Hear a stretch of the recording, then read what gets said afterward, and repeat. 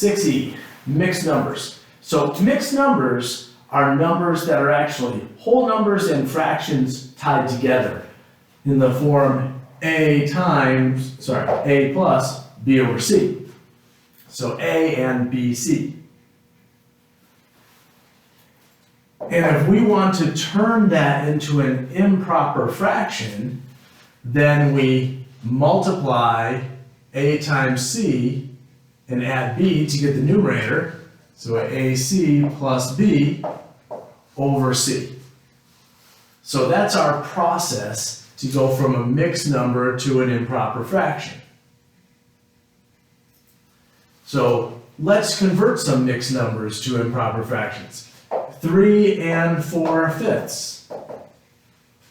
Remember, these are 3 whole ones. There's 5 pieces per, so 3 times 5 is 15, plus 4 is 19 fifths. 3 times 5 plus 4 gives us 19. The denominator stays the same, fifths. 1 and 2/7.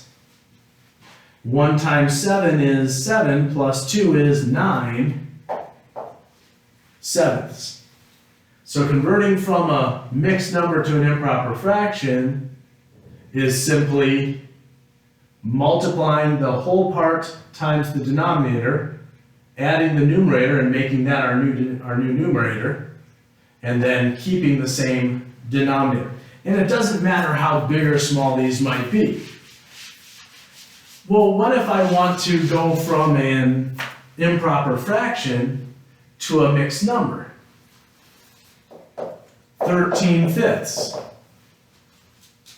Well, remember, that's just division.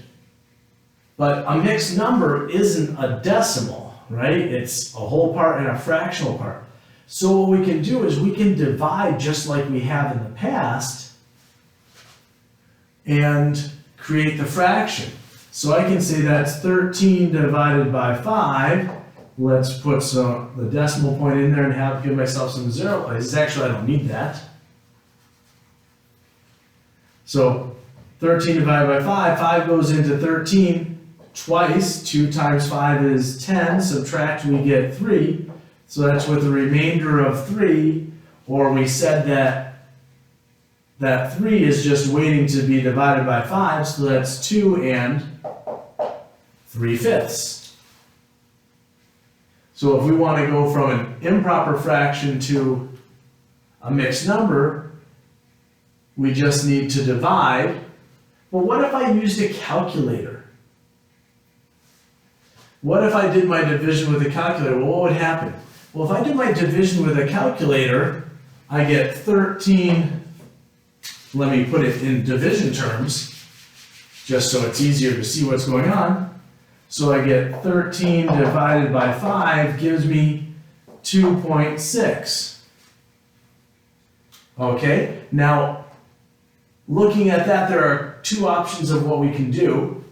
One, I can say, well, 6, that's 2 and 6/10. Right? If you can read it as in words, then you can put it there. And then we need to simplify the 6/10, so we have 2 and 3/5.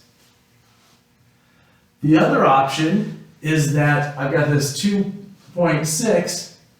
I can multiply that 0.6 times 5. 5 times 0.6, 6 times 5 is 30. The 0 is not going to do anything. I have 1 decimal place, 3. That gives me my remainder, so 2 and 3/5. I would say just use this method. It's quicker and easier. You don't have to worry about how to do the rest of that. So that's how we convert from an improper fraction to a mixed number. Just divide and turn it and reduce the fraction. So if I have 24/15, 15 goes into 24 once, giving me a remainder of 9, gives me 9/15. 9 and 15 are both divisible by 3, so it gives me 1 3/5. And I'm done. So that's simply how we do it, dealing with converting from improper fractions to mixed numbers. Well, how can I do it with my calculator? Well, we've already shown how we can do it with calculators, but let's take a look. Let's say I have 11/3. And I want to convert that to a proper fraction, right? A mixed number. Well, if I type in 11 divided by 3 into my calculator, it's going to tell me that's 3.6 repeating. It actually says 3.666666667. But it's going to tell me that's 3.6 repeating, but that's no good. I want it as a fraction. And that's a tough one to do unless you realize what that fraction represents, that it represents 3 2/3. So how do I do it at that point? Well, just like there's the fraction to decimal one, like on this particular calculator, there is an A, B over C button, and above that it says A, B over C, the double arrow, D over E, saying it can convert from a mixed number to an improper fraction, and from an improper fraction to a mixed number. So let's see, so I have 11/3, which gave me 3.67. So if I convert that to a decimal, so I'll use my second prob to get it to a fraction, I get 3 2/3, and this calculator shows 3 2/3 is 3 2/3, right? So that gave it to me as a mixed number. If I want to convert it to a improper fraction, I can just do second ABC equals, and it tells me 11/3. If I second ABC, it takes me back to 3 2/3. So just simply using my second button equals, so second A, B over C equals, allows me to convert from an improper fraction to a mixed number, back to an improper fraction, back to a mixed number. On a Casio, it's a similar type of thing, but if you remember, a Casio had that S to D button. Well, above that is the A, B over C converted to D over C. So I can convert from a fraction to a decimal and back and forth with that button, or if I hit the second button before I do that, then it's going to allow me to transform between a mixed number and an improper fraction. So if I go 11/3, so 11 divided by 3 equals, this calculator will show me 11/3. If I hit shift, and it's a shift, not second, so let's make it shift. If I hit shift and the S to D button, now it shows me 3 2/3. If I hit shift and that SD button again, it shows me 11/3. So that allows me to bounce back and forth between an improper fraction and a mixed number. So the calculators can be really handy. Now the final thing I want to touch upon with mixed numbers is, how does this affect adding, subtracting, multiplying, and dividing fractions? And to put it simply, you can always add, subtract, and multiply mixed numbers by converting them into improper fractions. So that's the simplest way to look at it, is if I have 2 and a fourth plus 1 and 3/4, then I can simply convert this into an improper fraction. 2 times 4 is 8 plus 1 is 9, so I have 9/4.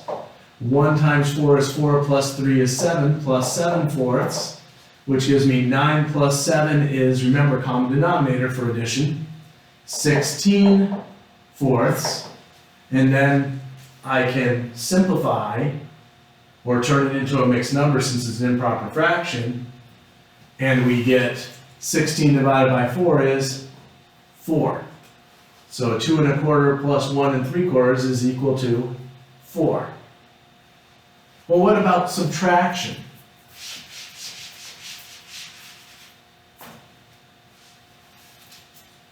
If I have 3 and a fifth minus 2 and 3/5. Well, again, I can convert it into an improper fraction. 3 times 5 is 15, plus 1 is 16, so I have 16/5. That is not a 5. There we go. Minus 2 times 5 is 10, plus 3 is 13/5. Common denominator, 16 minus 13 is 3. Common denominator is 5, 3/5. So not too bad. So that's addition, subtraction. Multiplication.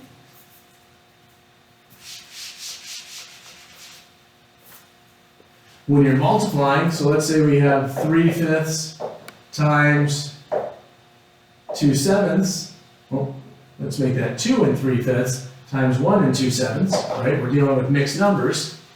So if we're going to multiply these, now when you multiply and divide mixed numbers, you have to convert them to improper fractions. I'm going to show you in just a moment how we could do addition, subtraction without necessarily converting to improper fractions.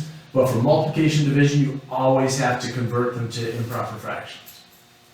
So 2 times 5 is 10, plus 3 is 13, so we have 13/5. 1 times 7 is 7, plus 2 is 9, gives us 9/7. Now that we have that, we can multiply across. 13 times 9 is 117. 5 times 7 is 35. And now we have an improper fraction that we need to convert to a mixed number. How many times does 35 go into 117? It goes in 3 times. 3 times 35 is 105, leaving you with 12. So add 12 35ths. And remember, you can use your calculator to do that. All I did was I spoke out the long division. 117 divided by 35 gives me 3. 3 times 35, or 3 times 35 gave me 105. 117 minus 105 gave me 12. Leaves me with 3 and 12 35ths. So that's multiplication. If you're dealing with division, same thing, you have to convert it to an improper fraction. So if I have 4 and a third divided by 2 and a quarter, before you do the keep, change, flip, you have to convert them to improper fractions. So do that first. 4 times 3 is 12, plus 1 is 13, so I have 13/3. Divided by 2 times 4 is 8, plus 1 is 9/4. Now I can do keep it, 13/3, change it to multiplication, flip it, 9/4 becomes 4/9.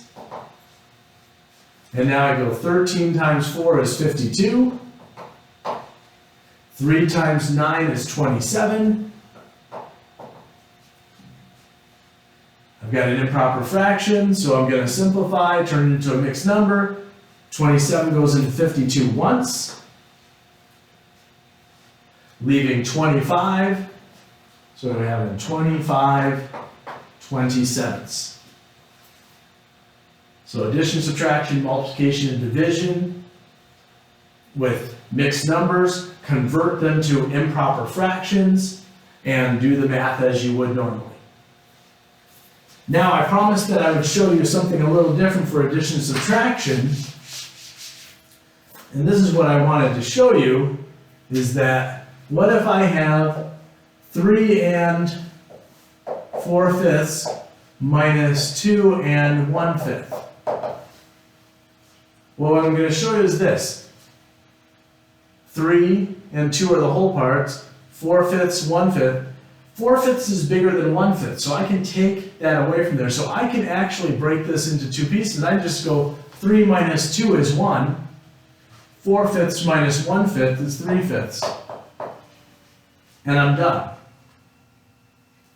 Because this number was bigger than that number, and this fraction was bigger than that fraction. Well, that's nice, Mr. Davis, but what if that's not the case? What if this fraction is bigger than that fraction? Well, then you have another option. Now, in this case, or in the new case that I'm going to put up here, you may determine that it's much easier just to turn them into improper fractions and work them that way. What if I have 4 and 5/8 minus 2 and 7/8? Well, 4 minus 2, that would work fine. The problem is 5/8 minus 7/8, I can't take 7/8 away from 5/8. So what are my options? Well, I can convert them to improper fractions and then I can subtract and do whatever I need to do. Or I can do the same thing I do in standard subtraction, which is to borrow if I don't have enough to take something away. So what I can do here is I can say, well, 4 and 5/8, well, that's really the same as 3 and 1 and 5/8. Right? 3 and 1 and 5/8 is 4 and 5/8. Well, why would I do that? Because now I can say 1 times 8 is 8 plus 5 is 13. So I can say that's 3 and 13/8 minus 2 and 7/8. And notice now 13 is bigger than 7, so I can subtract. 3 minus 2 is 1.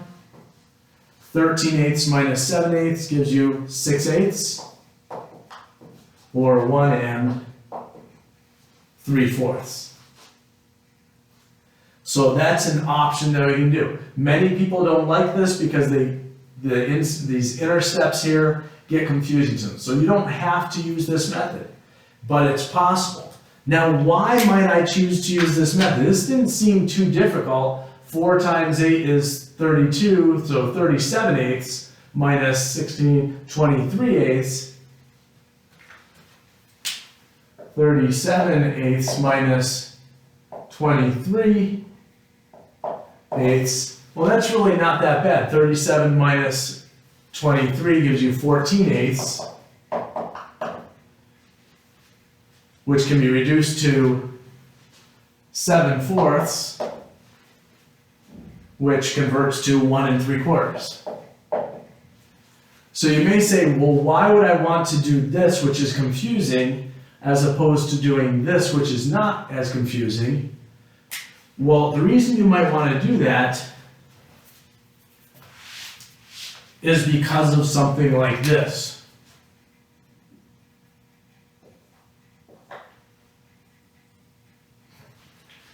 964 and 5/8. Now, I don't know about you, but I don't want to take 964 and multiply it by 8 and add it to 5 to get something over 8, and then have to do the same thing here and then subtract, and then have to simplify the whole thing again. So that's a wonderful reason to go to this, because then that just makes this 963 plus 1 5/8. which gives me 963, that's supposed to be 6. 963 and 13/8, which gives me 961 and 6/8, 961 and 3/4. But you can see that if in the event of large whole parts of your mixed numbers, that being able to just borrow may be a lot simpler than doing this all by converting to improper fractions. And the same thing works with addition, except for the fact that addition, you may run into the opposite issue. Let's just take this one that I've got here and turn it into addition. I can add the whole parts and I can add the fractional parts. And when I say opposite issue, I mean is 964 plus 2 is 966. 5/8 plus 7/8 is 12/8, which we see we have an improper fraction here, so we're going to need to turn that into a mixed number. So first I'm going to simplify it just because I can. 966, and I see 12/8, well that's 3 halves. Divide the top and bottom by 4, so that's 3 halves. And then 3 halves turns into 1.5, so that's 966 plus 1.5, which gives you 967.5.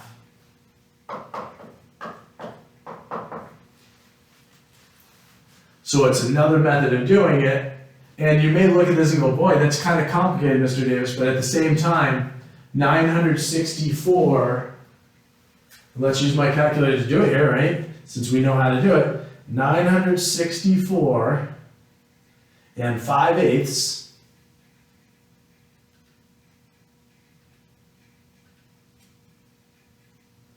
So 964 and 5/8, if I turn that into an improper fraction,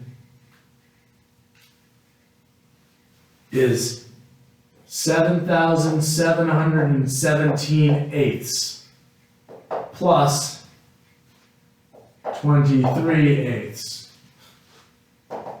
which gives me 7,740/8, and now I've got to reduce. But at the same time, if I've got my calculator, then I can take 7740